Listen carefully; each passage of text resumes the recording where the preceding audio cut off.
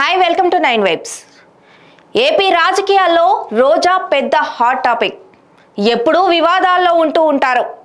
ఆవిడ జబర్దస్త్ చేస్తూ ప్రజా సంక్షేమాన్ని మర్చిపోయారనే విమర్శలు గట్టిగానే ఉన్నాయి. చిత్తూరు జిల్లాలో కుప్పం తర్వాత అంతటి ప్రాముఖ్యత ఉన్న సెగ్మెంట్ నగరి నియోజకవర్గం.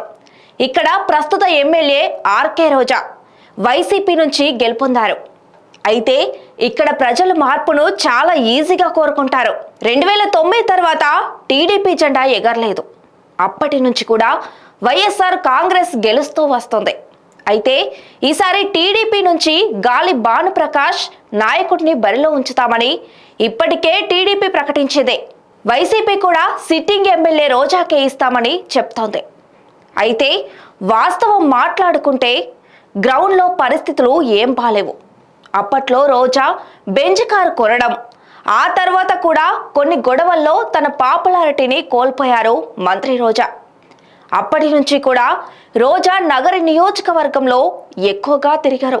అందులోనూ చిత్తూరు జిల్లా వైసీపీ కీలక నేత పెద్దిరెడ్డితో సంబంధాలు కూడా సరిగా లేవు.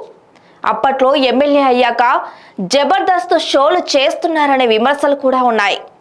సోకులు ఎక్కువై ప్రజా సమస్యలపై ఫోకస్ పెట్టలేదని ఆరోపణలు కూడా లేకపోలేవు.